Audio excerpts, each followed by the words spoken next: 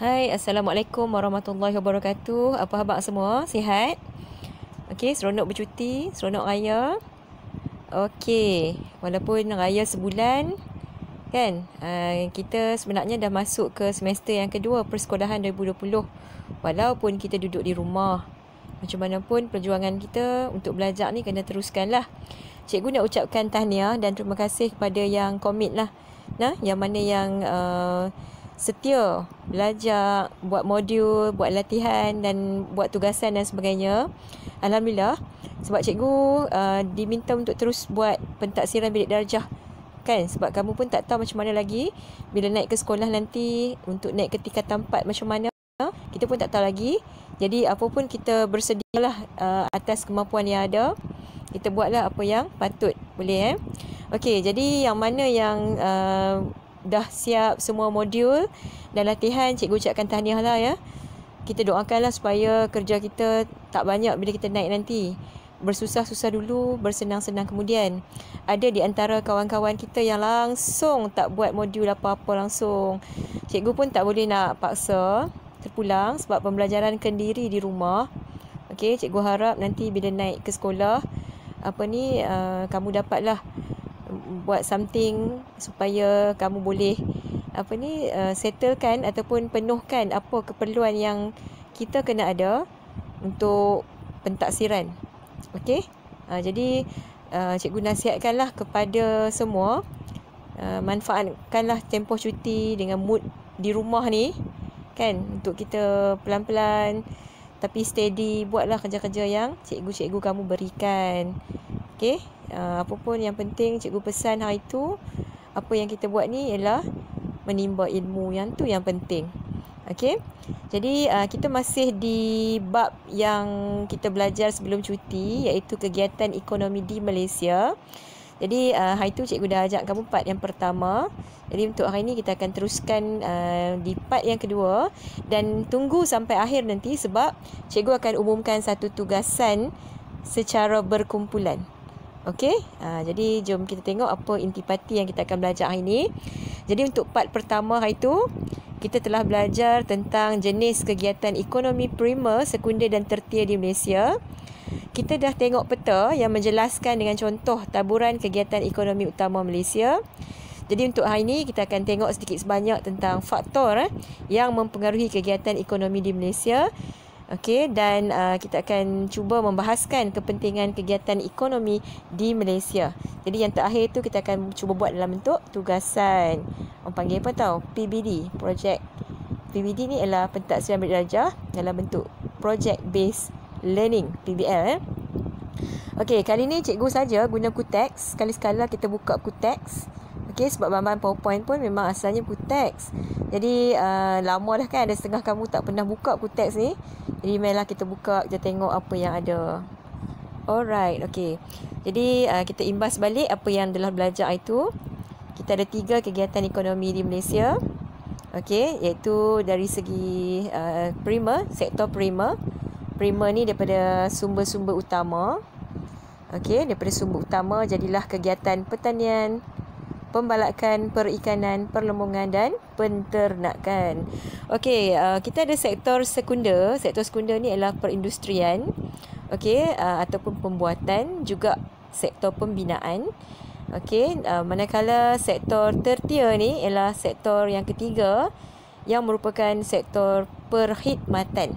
Okey, terdiri daripada kegiatan ekonomi pelancongan, perdagangan, pengangkutan, kewangan dan pendidikan. Kemudian kita dah tengok hari tu taburan tanaman pertanian di seluruh Malaysia. Kita tengok di mana taburan tanaman getah, okey, kelapa sawit, kan, dan juga beberapa tanaman-tanaman yang lain. Okey. Kemudian kita tengok juga taburan kawasan-kawasan perindustrian di Malaysia. Okey, kita tengok hari tu. Kemudian cikgu pun ada terangkan yang perindustrian di Malaysia terdiri daripada 2, iaitu industri berasaskan sumber. Maksudnya bahan mentah tu dia main daripada sumber yang utama, sumber primer tadi. Okey, manakala yang kedua ialah industri yang bukan berasaskan sumber, seperti elektrik, elektronik, automotif, percetakan, contoh dia. Okey, kemudian kita juga tengok, okey, yang ni pun kawasan perindustrian di Malaysia juga, yang ni.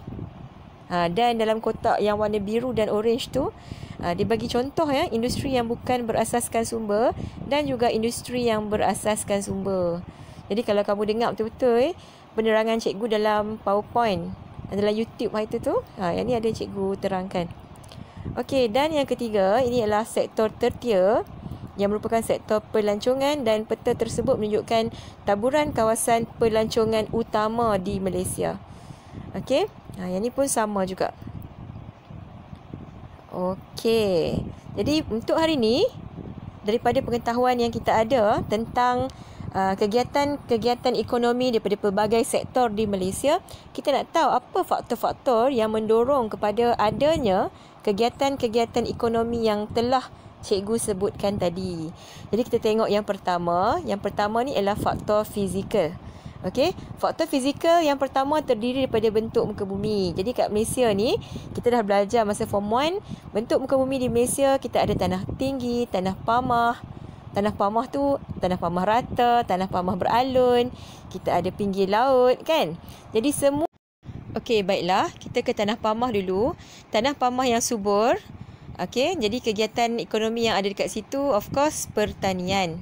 Okey, jadi kalau tanah jenis lanar ataupun aluvium biasanya ada padi. Manakala tanah jenis laterit ada getah dan kelapa sawit.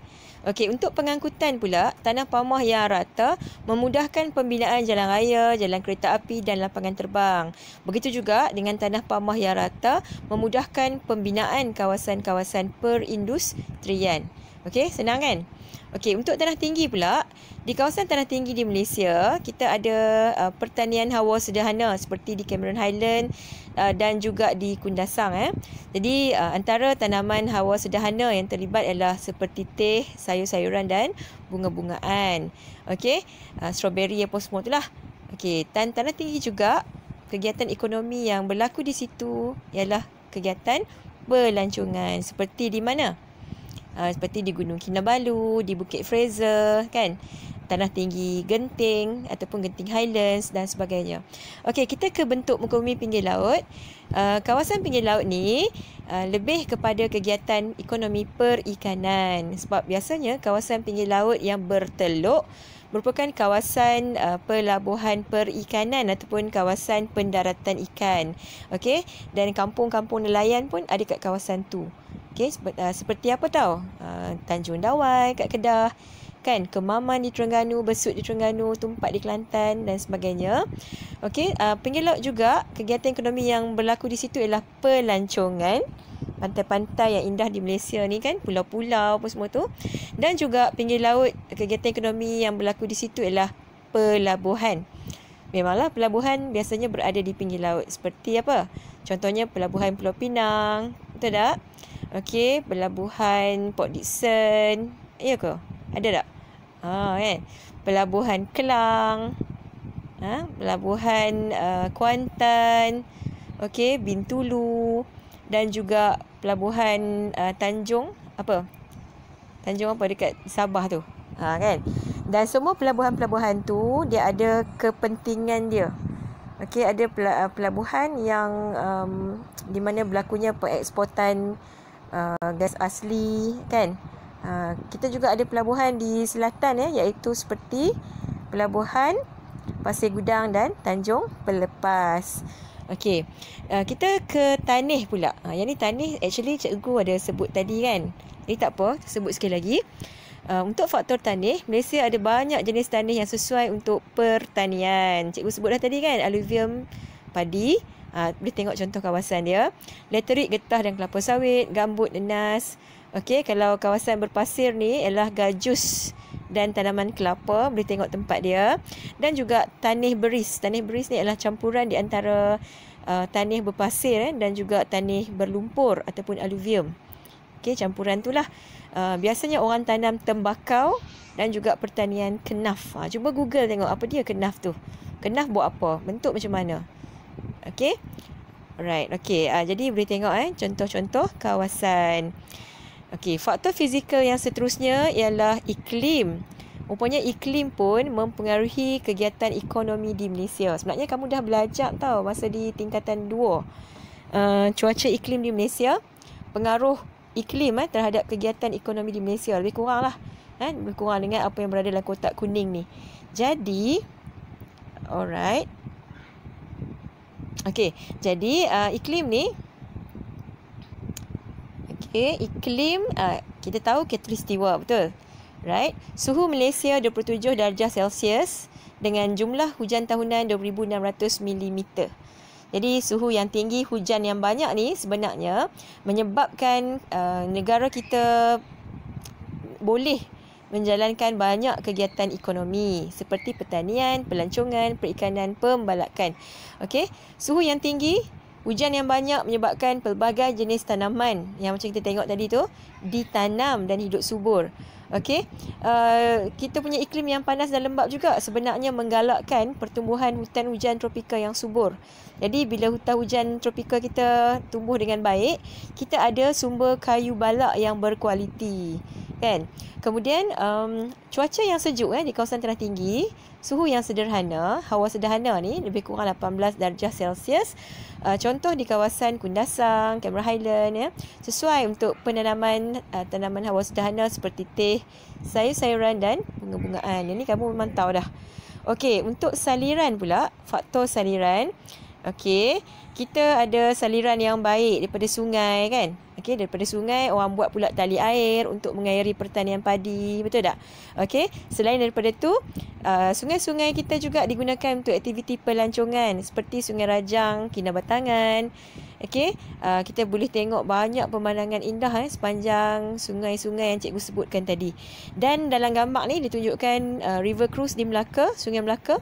Okey, juga dijalankan apabila adanya sistem saliran yang baik. Cuba kau bayangkan, kalau Sungai Melaka ni penuh dengan sampah sarap, sangkut sana sini, orang nak buat tak river cruise? Tak lah, kan? Okey. Jom kita ke faktor faktor fizikal yang seterusnya, iaitu bahan mentah. Okey, so bahan mentah yang warna ungu ni. Bahan mentah, Malaysia ada banyak bahan mentah yang diperoleh daripada sumber-sumber utama. Ingat tak sumber primer tadi? Okey, jadi bahan mentah primer boleh diproses untuk menghasilkan barang sekunder. Maksud dia, bahan-bahan mentah daripada sektor primer, okey, kita bawa masuk ke sektor sekunder iaitu perindustrian. Okey, di mana di sana akan diproses untuk dijadikan sama ada barang separuh siap ataupun barang siap. Jadi kita tengok contoh-contoh bahan mentah. Okey, kayu balak. Jadi biasanya dia akan masuk ke industri perabot, papan, kayu gergaji. Okey, kalau kelapa sawit biasanya orang buat minyak masak, sabun, lilin. Okey, biodiesel, betul tak? Okey, kalau getah orang buat sarung tangan, tayar dan sebagainya. Petroleum dan gas asli buat minyak pelincir, plastik, cat dan beberapa produk-produk lain dalam industri petrokimia. Okey, kaolin biasanya orang buat porselin, pasu pasu yang putih tu, tembikar dan jubin. Jubin tu tiles lah. Okey, kemudian batu kapur biasanya orang buat simen. Okey, sekadar menyebut beberapa contoh. Okey, jom kita tengok pula tentang faktor manusia. Tadi faktor fizikal, sekarang faktor manusia. Okey, faktor manusia yang mempengaruhi adanya kegiatan-kegiatan ekonomi antaranya ialah yang pertama, dasar kerajaan. Okey, jadi bila kerajaan Malaysia dia buat dasar pertanian, maksudnya dia nak bagi something lah, bantuan, sumbangan kepada petani. Ya, kemudian kerajaan juga menggariskan pelan induk perindustrian untuk membantu sektor industri juga pengusaha-pengusaha kecil lah. Okey, untuk menghasilkan penggunaan sumber secara optimum. Dasar pendidikan kebangsaan pun berperanan memenuhi keperluan tenaga kerja mahir. Okey, kemudian pihak berkuasa, kemajuan pekebun kecil getah RISDA. Okey, kemudian Felcra, boleh tengok apa nama panjang bagi Felcra tu, dan juga Felda memainkan peranan membuka kawasan pertanian baru. Jadi maksudnya dasar-dasar kerajaan ini memang membantu membangunkan kegiatan-kegiatan ekonomi di Malaysia. Okey, kita ke faktor manusia yang seterusnya, iaitu infrastruktur. Okey, infrastruktur ni dia macam jalan raya, kan? kemudahan-kemudahan lah. Jalan kereta api, jalan air, jalan udara. Bila ada semua ni, dia memudahkan proses mengangkut bahan mentah dari sumber ke kilang ataupun barangan siap ke pasaran. Maksud dia, kalau ada jalan raya, senanglah orang nak bawa getah ke, nak bawa padi, hasil-hasil padi tu pergi ke kilang. Okey, bila dah siap proses dekat kilang, dah jadi produk, kita nak bawa ke pasaran pun sama, perlu ada jalan-jalan pengangkutan, jaringan pengangkutan. Okey, kemudian pengangkutan yang cekap sangat perlu. Sebab ada bahan-bahan, terutamanya bahan-bahan pertanian, sumber-sumber daripada pertanian ni dia cepat rosak. Jadi kalau kata kawasan tu tak ada jalan kan, dia terpaksa guna perahu ke kan, kena guna jalan hutan kan susah kan. Jadi bila ada jaringan pengangkutan yang baik dan cekap, dia membantu meningkatkan kegiatan ekonomi tersebut. Faham Okey, kemudian sektor pengangkutan yang efisien juga, dia bantu sektor pelancongan. Contohnya kita ada kapal terbang. Jadi pelancong asing boleh mai ke negara kita. Mereka industri pelancongan ni melalui pelancong depa bagi orang kata sumbangan kewangan yang besar lah kepada negara. Jadi negara kita salah satu sumber kewangan yang besar mai daripada sektor pelancongan. Okey. Kemudian dekat negara kita juga ada kemudahan awam. Kan, pengangkutan awam maksud cikgu, pengangkutan awam macam bas, macam komuter, LRT dan sebagainya, memudahkan pelancong bergerak dari satu tempat ke satu tempat yang lain. Okey. Dan dari segi infrastruktur juga, kat sini ada kemudahan telekomunikasi. Bila komunikasi kita cekap, ICT kita cekap, dia mempercepatkan banyak akses perhubungan antarabangsa. Dia mempercepatkan banyak kerja. Dan kegiatan ekonomi kita dapat berkembang dengan lebih baik. Contohlah sekarang ni, kita nak membeli belah pun senang. Sebab adanya laman e-dagang kan. So kita manfaatkan kemudahan ICT kita untuk memudahkan kerja seharian. Okey, kita ke teknologi pula. Okey, tak dinafikan teknologi memainkan peranan yang sangat penting dalam membangunkan ekonomi negara.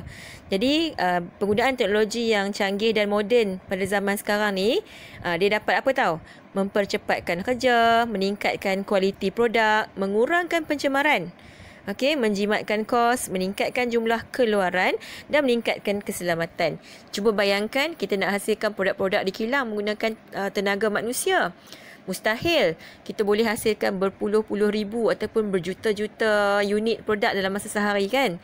Tapi kalau ada bantuan robot ataupun bantuan jentera, benda ni akan dapat dibuat dengan lebih cepat. Production dia lagi banyak. Okey, mempercepatkan kerja lah sebenarnya kan. Okey, jom kita tengok apa teknologi yang terlibat dengan kegiatan ekonomi. Okey, yang pertama ialah jentera mekanikal. Dalam pertanian boleh tengok kalau jentera membajak menuai padi pun dikira juga.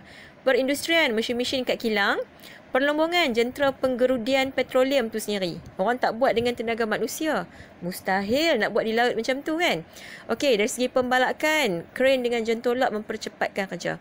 Okey, kemudian dari segi ICT, kemudahan teknologi maklumat komunikasi ni, dari segi kewangan, okey, mesin ATM memudahkan kerja, memudahkan pengeluaran wang, memudahkan simpanan wang, memudahkan pemindahan wang. Okey, dari segi pendidikan, of course, macam kita buat sekarang ni, gunakan komputer dan internet. Okey, kemudian dari segi sains pernah belajar juga, pembiakan baka. Okey, dari segi kegiatan ekonomi pertanian dan perhutanan, pembiakan tumbuh-tumbuhan menggunakan teknologi in vitro serta rawatan silvikultur. Bagi sesiapa yang masih ingat, cikgu pernah terangkan rawatan silvikultur ni adalah satu rawatan untuk jaga hutan, jaga pokok-pokok dalam hutan, terutamanya di ladang hutan lah, untuk mengelakkan persaingan. Okay, contoh aktiviti yang dilakukan dalam silvikultur ni adalah seperti memangkas, memotong, meracun dan sebagainya pokok-pokok yang menumpang supaya tidak berlaku persaingan dengan pokok-pokok yang induk. Yang ni adalah rawatan silvikultur. Okey, untuk industri penternakan dan perikanan, okey, kita ada teknologi permanian beradas dan suntikan hormon, okey, untuk menghasilkan baka-baka yang lebih berkualiti, Ya. Kemudian polimer. Polimer ni dalam kegiatan perindustrian, okey, merupakan industri digunakan dalam industri berasaskan plastik dan getah. Okey, kemudian teknologi penapaian, fermentasi ni digunakan dalam industri farmaceutical dan makanan. Okey. Contohnya macam nak buat cuka, kan, cuka makan tu, arak dan sebagainya menggunakan penapaian, kan. Ada lagi lah, bukan yang tu saja. Kemudian teknologi seramik dalam perindustrian untuk bahan binaan, alatan tandas dan juga kraft tangan. Yang ni biasanya kita gunakan sumber kaolin untuk seramik ni. Kemudian robotik dalam perindustrian, dalam pemasangan kereta. Pernah tengok tak video yang menunjukkan robot pasang komponen-komponen ataupun kompartmen-kompartmen kereta? Boleh Google dan tengok di YouTube pun boleh. Okey, gema bunyi atau sonar dalam industri perikanan. Jadi bila biasanya nelayan laut dalam ni yang pergi dengan kapal yang besar, depa ni didengkapi dengan kemudahan gema bunyi ataupun sonar, radar dan juga peti pembeku. Sebabnya hidup di laut dalam memang inilah lautan yang tengah-tengah laut tu, laut besar tu. Lama kan? Jadi depa kena ada benda-benda ni. Mereka duduk berbulan-bulan, jadi kena ada kemudahan lah. Okay, bila ada gema bunyi ni ataupun sonar, memudahkan pengesanan ikan dekat laut. So, mereka akan pergi ke lubuk ikan je untuk cari ikan. Kan? Sebab lautan ataupun laut kan, dia luas kan. Jadi, mana boleh sauk rata-rata. Okay, kemudian GPS ataupun sistem kedudukan sejagat. In English, dipanggil Global Positioning System. Global Positioning System ataupun GPS digunakan dalam pengangkutan. Okey, kita pun ada dalam kereta, ada setengah orang. Sistem pengangkutan pintar, dalam handphone pun ada sekarang ni. Kita ada teknologi seismik yang digunakan dalam perlombongan. Yang ni mengesan kawasan petroleum. Okey, gelombang seismik seismos. Gelombang seismos yang ada di bawah tanah ni dimanfaatkan dalam teknologi seismik untuk mengesan kawasan petroleum. Dekat laut, mereka tak sewenang-wenangnya pergi pacak rig ataupun pelantar minyak tu di tengah laut, bukan senang. Okey, macam contohlah pergi tengah laut dekat Kelantan, Terengganu, rasa dekat sini kot ada petroleum, jadi mereka pacak. Bukan sewenang-wenangnya macam tu, susah. Pernah tengok tak orang pasang pelantar minyak tu macam mana? Teruk kan? Jadi biasanya ahli geologi dan saintis-saintis lain yang terlibat, mereka akan gunakan teknologi ni untuk mengesan kawasan yang ada petroleum. Jadi dengan menggunakan ilmu pengetahuan, dengan tengok lapisan-lapisan struktur batuan di kerak lautan, okey, mereka mengesan adanya struktur-struktur kubah dan sebagainya, disahkan oleh seismik. Jadi barulah mereka boleh bina pelantar minyak dekat situ. Okey, untuk menjalankan kerja-kerja penggerudian ya. Okey. So banyak kan teknologi membantu kegiatan ekonomi kita. Okey, ada lagi teknologi nanoteknologi digunakan dalam perindustrian, pengeluaran liter elektronik. Kan, guna sekecil-kecil teknologi tu. Teknologi kimia dalam perindustrian untuk pembuatan cat dan baja. Dan yang terakhir ialah sistem maklumat geografi ataupun Geography Information System, dipanggil juga sebagai GIS, dalam kegiatan perkhidmatan, digunakan dalam pemetaan kawasan, menganggarkan guna tanah dan juga mengesan kawasan bencana. Sebenarnya yang ni menggunakan teknologi satelit. Okey, kalau kita tengok sistem maklumat geografi ni, dia memetakan satu kawasan bumi di mana kalau kita belajar ilmu ni, kita boleh tengok layer-layer dekat peta yang disediakan tu, dari segi penggunaan tanah, dari segi macam-macam lah, kan? Yang ni semua teknologi ni sangat membantu dalam memajukan kegiatan ekonomi kita. Kita dekat Malaysia dah rasa wow, hebat sangat dah kan teknologi ni. Tapi kita tak tahu, mungkin di negara-negara gergasi ekonomi dunia macam Amerika Syarikat, Jepun, China, teknologi yang mereka gunakan jauh lebih hebat. Okey, jadi yang ni untuk pengetahuan lah, untuk pengetahuan kamu. Okey, boleh boleh kita teruskan lagi? Okey, jom kita pergi ke faktor manusia yang seterusnya, iaitu modal. Bila nak buat satu kegiatan ekonomi ni, kena ada modal lah, ada duit. Ya. Jadi di Malaysia ada dua jenis modal. Ingat yang pertama modal domestik, yang kedua ialah pelaburan langsung asing. Apa dia modal domestik ni? Biasanya macam usahawan, kalau dia tak cukup duit ataupun dia nak mulakan perniagaan, dia akan minta bantuan daripada Majlis Amanah Rakyat, contoh dia. Ataupun Permodalan Nasional Berhad, contoh dia. Okey, ataupun ambil simpanan sendiri ke apa, contohnya kan. Jadi semua ni adalah modal yang macam simpanan sendiri tu adalah modal individu. Kalau modal domestik ni daripada agensi-agensi yang berkaitan. Okey. Boleh juga daripada institusi kewangan yang menyediakan pinjaman. Okey, kalau pelaburan langsung asing, yang ni diperoleh daripada kemasukan pelabur asing ke Malaysia, mereka laburkan modal untuk buka kilang, perniagaan dan ladang. Okey, contoh macam ladang, kita ada ladang apa ada contoh tak? Ladang apa cikgu pun lupa. Okey, kalau kita naik highway utara selatan tu, kita akan nampak banyak ladang. Okey, Sime Darby ke apa kan, contoh kan macam tu.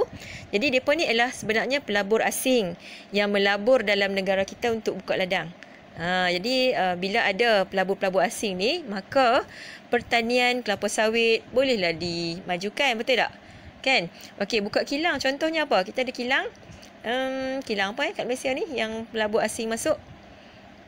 Apa dia kilang? Kilang apa? Kilang bila nak sebut ni lupa pula. Kilang apa? Okey, kalau perniagaan contohnya kan, dulu kita ada Carrefour, ingat tak? Hampa duk sebut Carrefour tu lah. Kan? Okey, kita juga ada Tesco apa semua.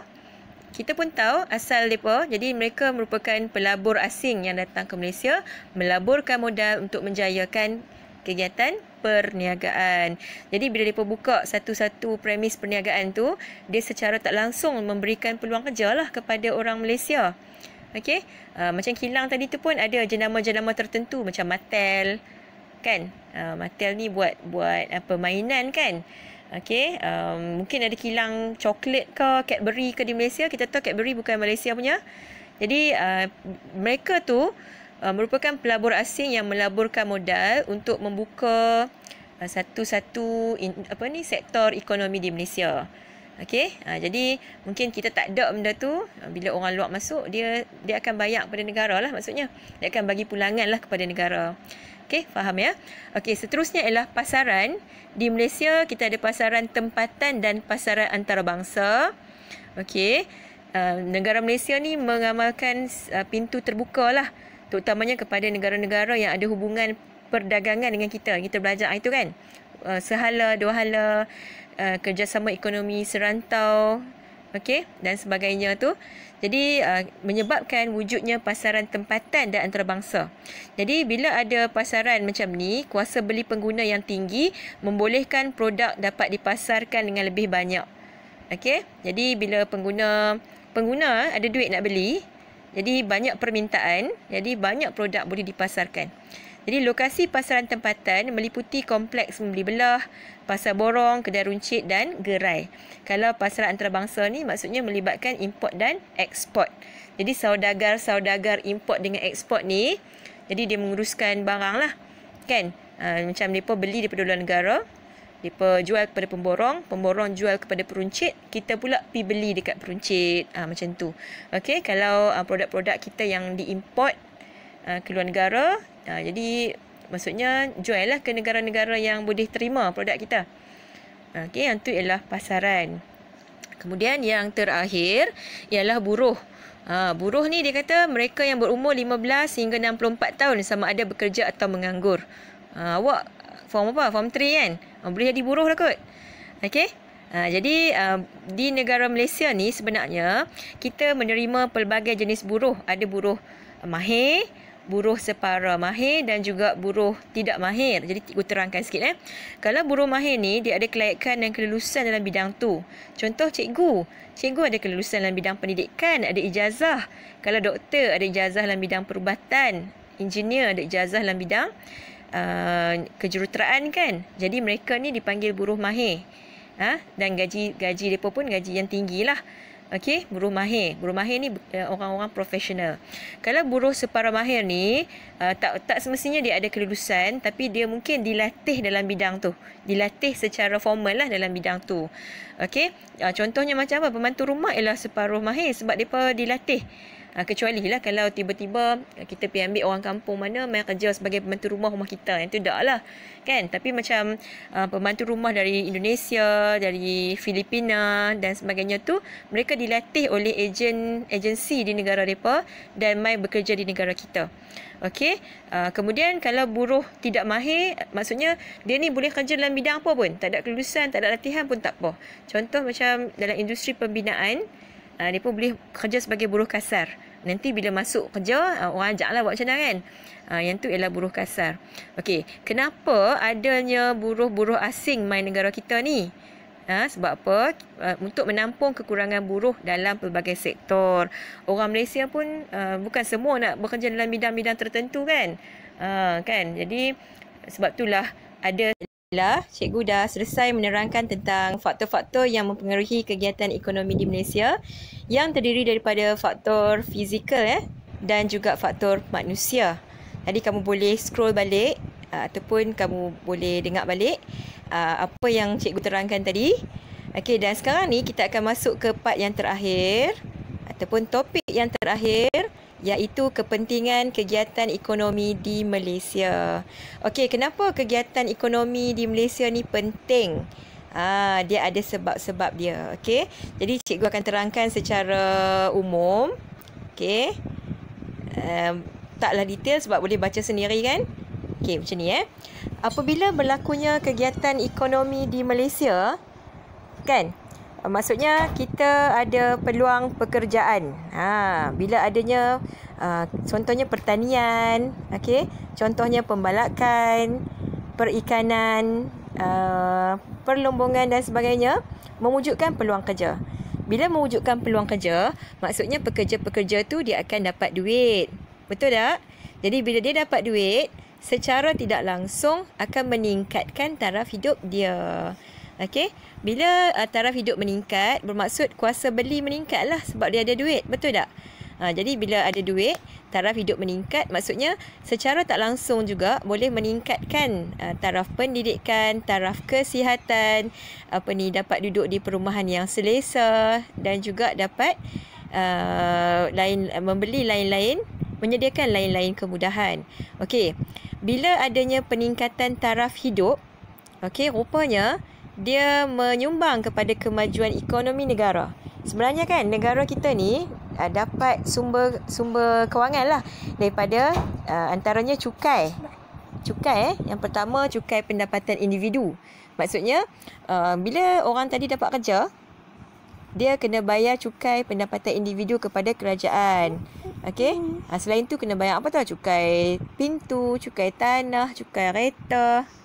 Kan? Cukai kereta apa dah? Road tax. Yang tu cikgu maksudkan tadi. Okey. Kemudian itu syarikat-syarikat yang menggajikan pekerja-pekerja tadi akan membayar cukai pendapatan syarikat kepada kerajaan.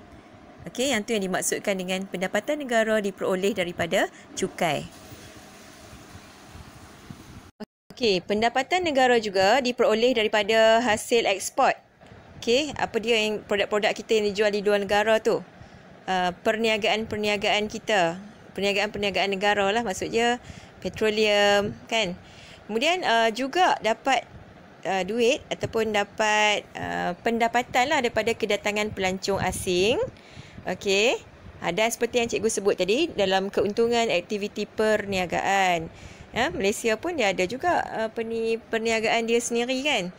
Okey, kemudian sektor menurut Perbadanan Pembangunan Perdagangan Luar Malaysia, okey, sektor perkhidmatan khususnya pendidikan dan pelancongan telah menjadi pemacu utama kepada pertumbuhan ekonomi di Malaysia. Pendidikan macam mana tu?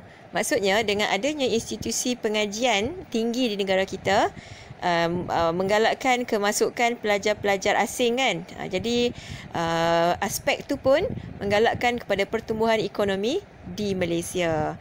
Okey. Kemudian apa lagi kepentingan kegiatan ekonomi? Jadi berlakunya pemindahan teknologi. Jadi apa dia pemindahan teknologi ni? Pemindahan teknologi ni maksud dia pemindahan dari segi kemahiran. kepakaran ataupun teknik dari satu negara ke negara yang lain melalui proses pembelajaran, pengalaman dan latihan. Okey, jadi sebagai contohlah, kita ada cara pemindahan teknologi dilaksanakan iaitu seperti latihan pekerja. Contohnya, pekerja-pekerja di negara kita ni mungkin dihantar ke luar negara untuk belajar, kan? Ataupun untuk belajar macam mana nak mengoperasi sesuatu jentera. Katalah Malaysia beli jentera dari Jepun, kan? Jadi sebelum jentera tu dihantar, maknanya pekerja ni akan pergi ke negara Jepun dan diberi latihan. Diberi latihan bagaimana cara nak operate ataupun menggunakan jentera tersebut. Jadi itu adalah pemindahan teknologi. Okey. Kemudian latihan sambil bekerja.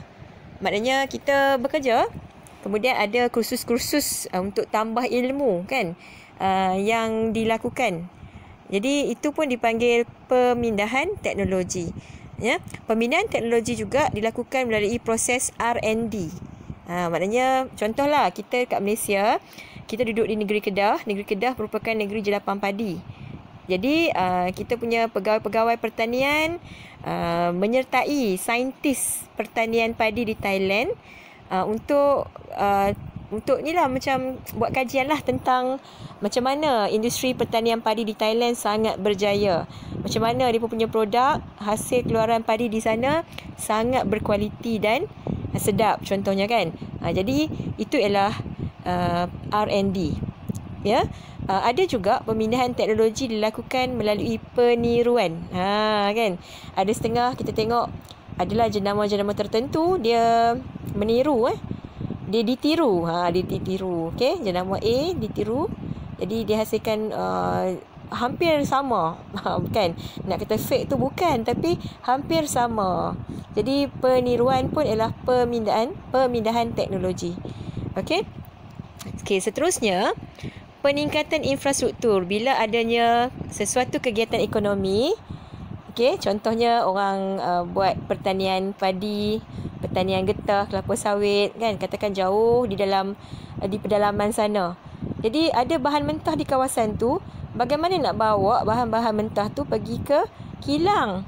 Jadi kerajaan kena bina kemudahan jalan raya, betul tak? Jadi dengan adanya kegiatan ekonomi tersebut menyebabkan berlakunya peningkatan infrastruktur dari segi jalan raya. Untunglah, orang lain untung samalah, sebab dia memudahkan orang bergerak dari satu tempat ke satu tempat yang lain. Okey.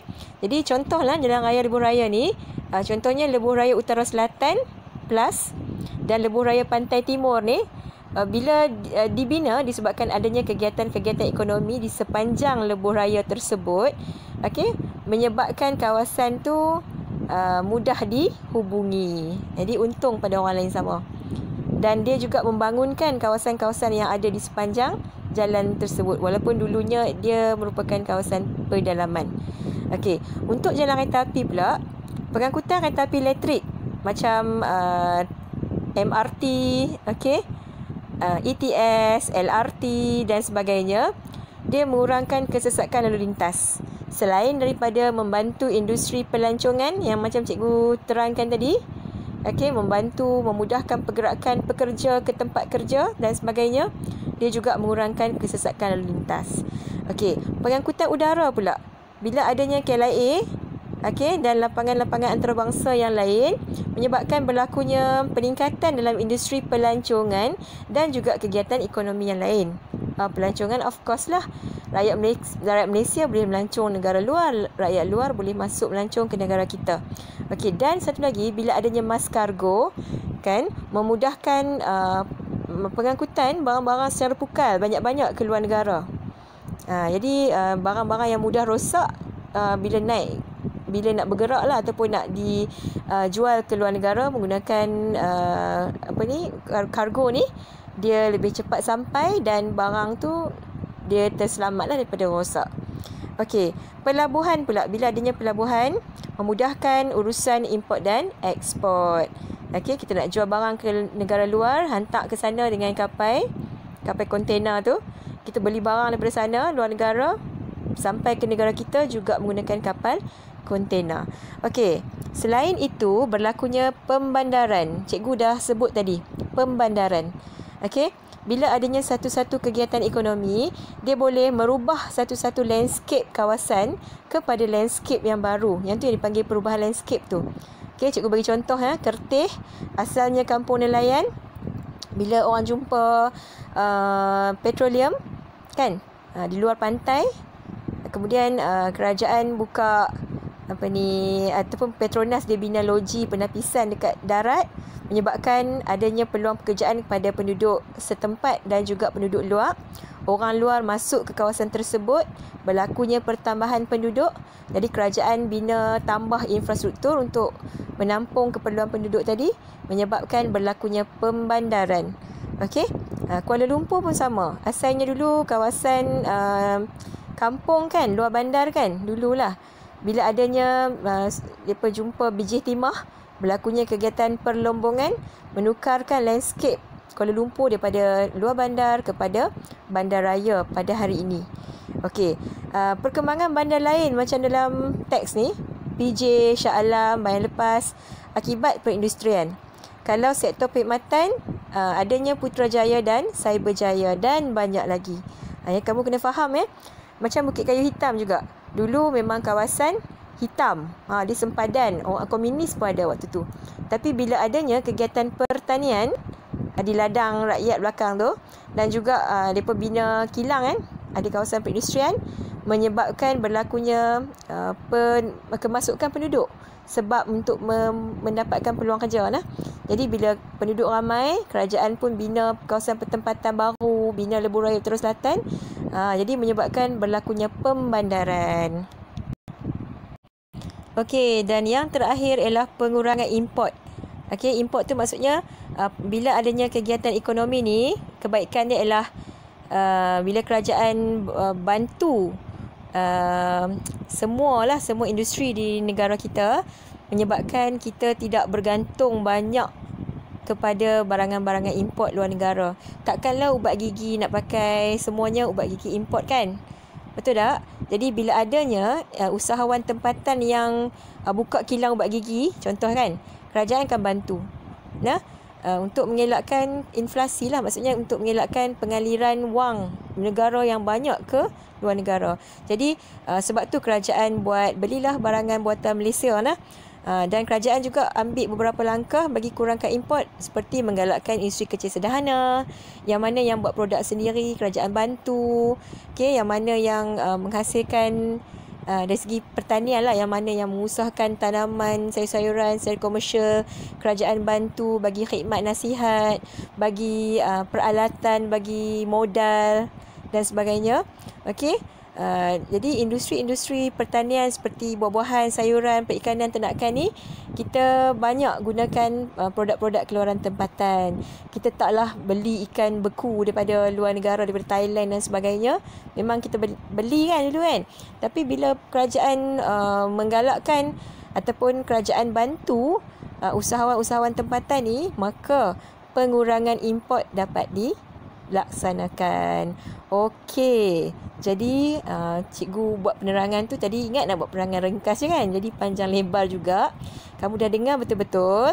Jadi secara automatik bab yang ke berapa ni? 8 Bab yang ke-8 selesai, alhamdulillah. Okey. Pesanan cikgu modul yang cikgu bagi sebelum cuti sila siapkan. Okey. Yang kedua, tidak ada modul tambahan untuk part yang kedua. Okey, dapat Yang ketiga, sila buat latihan buku teks yang belakang ni.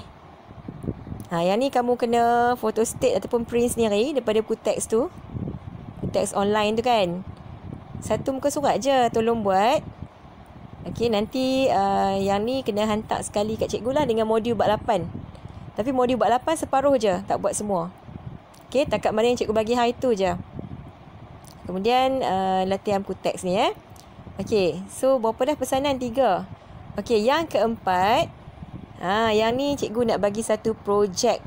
Projek ni bukan projek individu lagi, tetapi projek berkumpulan. Kalau kamu masih ingat, awal tahun dulu setiap kelas dia ada 5 kumpulan. Betul tak? Jadi sekarang ni 3 ihsan, 3 ikhlas, 3 ikram, 3 irsyad. Right? Satu kelas ada 5 kumpulan. Jadi cikgu minta ketua kumpulan cari balik ahli-ahli dia. Okey, dan buat bersama-sama projek ini. Nak buat macam mana, nak kontak macam mana, cikgu tak nak tahu. Okey, yang cikgu tahu ialah minggu depan hari Sabtu. Hari Sabtu tu last. Okey, minggu depan hari Sabtu, kamu tengoklah tarikh berapa hari bulan, ialah hari terakhir penghantaran tugasan ini. Okey, dengar betul-betul. Tajuk tugasan ini ialah kegiatan ekonomi apa di mana. Itu tajuk dia. Kalau nak buat muka depan, tajuk dia ialah kegiatan ekonomi apa di mana. Okey? Format tak mau bagi, ikut suka. Buatlah sekreatif yang mungkin, sekemas yang mungkin, sedetail yang mungkin, terpulang. Inisiatif kumpulan. Okey. Jadi, tadi cikgu bagi tahu, muka depan dia tulis kegiatan ekonomi apa di kawasan mana. Dan di bawah tu tulis nama kumpulan. Ingat lagi tak nama kumpulan? Sushi, mochi ke apa kan? Serta nama ahli-ahli kumpulan yang terlibat serta kelas. Okey Okey, yang ni kena buat dalam style laporan tugasan lah, laporan. Bukan buku skrip tau, tapi laporan. Okey, jadi apa yang kamu kena kenal pasti? Kaedah ni ikut suka nak guna kaedah apa pun, tak kisah. Tapi yang pertama cikgu nak, okey, di muka dalam tu, kamu kena terangkan kegiatan ekonomi yang kamu pilih. Kan? Katalah kamu pilih kegiatan pertanian di Alur Star. Maknanya kamu kena habaq apakah kegiatan pertanian yang dipilih. Okey, dapat Alah, jawab je lah soalan yang cikgu utarakan ni.